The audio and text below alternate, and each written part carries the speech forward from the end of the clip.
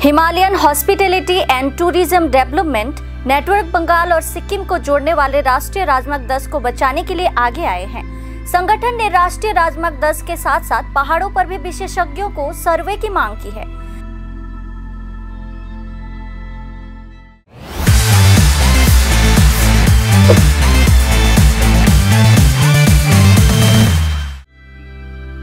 संगठन के सदस्यों ने आज सिलीगुड़ी जर्नलिस्ट क्लब में एक संवाददाता सम्मेलन में यह मांग उठाई। इस दिन संगठन के सदस्यों ने कहा कि सिक्किम में आई आपदा के बाद से तीस्ता नदी की बहाव में काफी बदलाव आया है, जिससे राष्ट्रीय राजमार्ग बार बार क्षतिग्रस्त हो रहा है। इससे न सिर्फ पर्यटन व्यवसाय बल्कि बंगाल के साथ साथ सिक्किम का भी संपर्क कट रहा है। उन्होंने समस्या के स्थायी समाधान के लिए पूरे क्षेत्र का विशेषज्ञों से सर्वेक्षण कराने की मांग की है। संगठन के सदस्यों ने आगे कहा कि इस मुद्दे पर आंदोलन भी शुरू किया जा चुका है। इसकी सूचना राज्य के मुख्यमंत्री, प्रधानमंत्री और सिक्किम के मुख्यमंत्री को लिखित रूप से दी जाएगी।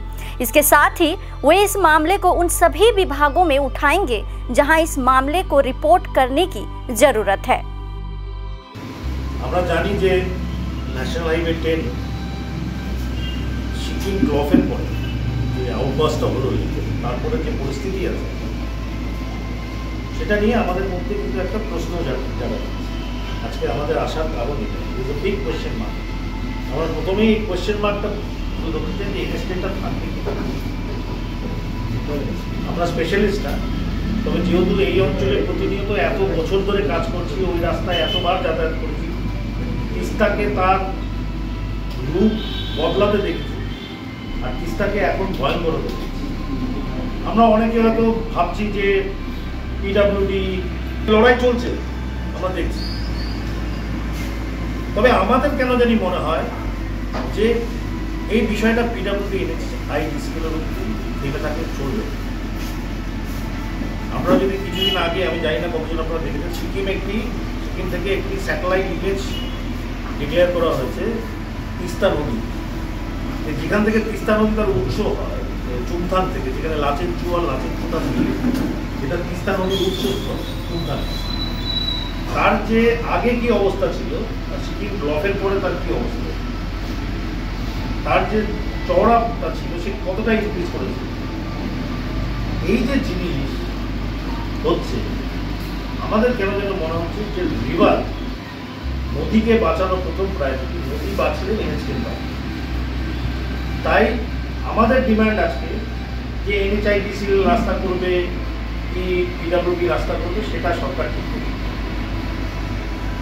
তবে সেন্ট্রাল গভর্নমেন্টকে ইমিডিয়েটলি ইন্টারভিন করা উচিত যে এন্টায়ার একটা জিওলজিক্যাল সার্ভে, এই দাবিটা প্রথম দাবি আমাদের, যে স্পেশালিস্টদের দিয়ে, ভারতবর্ষের যারা টপ মোস্ট স্পেশালিস্ট আছে তাদেরকে দিয়ে এই অঞ্চলের জিওলজিক্যাল সার্ভে করানো হোক, নদীর এবং পাহাড়ে। আমরা সমস্ত রকমের ডেভেলপমেন্ট ওয়ার্ককে ওয়েলকাম করছি, আমরা কোনো ডেভেলপমেন্ট ওয়ার্কের এগেইনস্টে না, কিন্তু এই অঞ্চলের লাইফ লাইন নদী গর্ভে যেভাবে চলে যাচ্ছে, এবং আজকে যদি আপনারা সিচুয়েশন জানেন, আমি জানি আমি গ্রুপে অলরেডি কিছু জিনিস দিয়েছি, আবার তিস্তার যে রাস্তা আছে তার উপর দিয়ে জল বয়ে চলে, বিভিন্ন জায়গায় আরও নদী অলরেডি রাস্তা ভেঙে দিয়েছে। আমাদের কেন মনে হয় যে নদীর এই যে রূপ পাল্টানো বা কোর্স পাল্টানো ব্লকের মনে হয় যে সার্বিকভাবে রাস্তার ক্ষতি হচ্ছে। নদী কিন্তু তার কোর্স পাল্টেছে। আমরা টেকনিক্যাল না হলেও যতটুকু তিস্তাকে দেখেছি, আমাদের কিন্তু আক্ষরিকত্ব তাই নয়, আমরা টেকনিক্যাল এক্সপার্ট না। টেকনিক্যাল এক্সপার্ট দিয়ে এন্টায়ার এই হিমালয়ান বেল্টের জিওলজিক্যাল সার্ভে করানো হোক এবং রাস্তাটারও একটা জিওলজিক্যাল সার্ভে করানো হোক, এই দাবি আমরা আপনাদের মাধ্যমে তুলে ধরছি। এবং আমরা যে যথাযথ জায়গায় যেখানে যেখানে জানানোর আজকের থেকে জানাবো, এবং সর্বস্তরের মানুষ, দেখুন শুধু ট্যুরিজম পর্যটন শিল্পই কিন্তু ওই রাস্তার উপরে ডিপেন্ডেন্ট না। যদি আমরা মনে করি যে না শুধু পর্যটনের লোকরাই এফেক্টেড হচ্ছে, এটা না।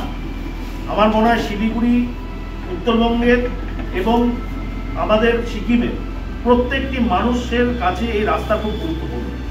তাই সর্বস্তরের মানুষকে রিকোয়েস্ট করবো, আমরা যে সেভ NH10 যে প্রোগ্রামটা নিয়েছি তাতে আপনারা পার্ট হন।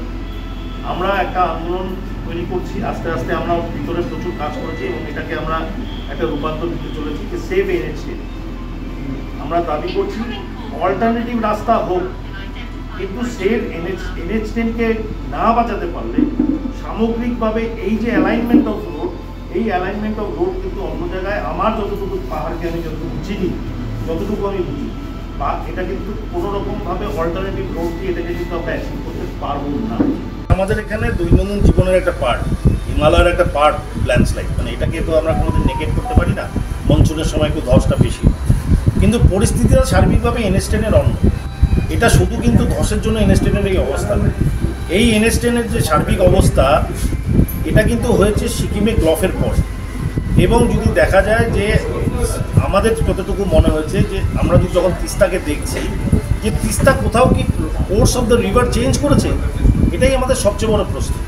আমরা যেহেতু টেকনিক্যাল স্পেশালিস্ট না, তাই আমরা এই প্রশ্নটা তুলে দিলাম for the technical specialist to answer, এবং একটা সার্ভে করা হোক যাতে এই রাস্তাটাকে আমরা সেভ করতে পারি এবং আমাদের সবার প্রিয় খরস্রোতা তিস্তাকেও আমরা বাঁচাতে পারি। এই দুটো দাবি আজকে আপনাদের মাধ্যমে রাখলাম এবং সর্বস্তরের উত্তরবঙ্গ এবং সিকিমের মানুষকে আমরা অনুরোধ রাখবো যে আপনারাও আপনাদের ভয়েসকে রেইজ করুন। এবং এটা কিন্তু এখানকার দৈনন্দিন জীবন, লাইফ লাইন যেটাই বলতে পারেন, সবার সঙ্গে জড়িত। শুধু যে পর্যটন শিল্পের মানুষের সঙ্গে জড়িত সেটা কিন্তু না, এই ধারণাটা কিন্তু সম্পূর্ণভাবে ভুল। প্রতিনিয়ত সমস্ত রকমের ব্যবসা, যোগাযোগ, স্বাস্থ্য ব্যবস্থা, চিকিৎসা সমস্ত কিছু কিন্তু এই রাস্তার উপর ডিপেন্ডেন্ট। এটাকে কিন্তু আমাদের বাঁচাতে হবে এবং সার্বিকভাবে তিস্তাকেও আমাদের বাঁচাতে হবে, কারণ তিস্তাকে না বাঁচালে সামগ্রিকভাবে যে এখানকার অঞ্চলের মানুষ যেভাবে আস্তে আস্তে ক্ষতিগ্রস্ত হচ্ছে, আমরা জানি লালটং বলে একটা বস্তি আছে ছোট, সেই বস্তির মানুষরা কীভাবে বসবাস করছে প্রতিনিয়ত আমরা দেখতে পাচ্ছি। তাই আমরা কি এই জায়গাটায় সবাই মিলে আওয়াজ তুলব না? তাই আপনাদের মাধ্যমে অনুরোধ রাখবো, NH10কে বাঁচান, তিস্তাকে বাঁচান, সবাই মিলে একসঙ্গে বসুন, একটা প্রপার জিওলজিক্যাল সার্ভে হোক টেকনিক্যাল টিম দিয়ে to the highest quality of people from India, এবং কেন্দ্র সরকার দুটো রাজ্য সরকারকে নিয়ে ইনিশিয়েটিভটা নিয়ে এই অনুরোধটা আপনাদের মাধ্যমে রাখছি।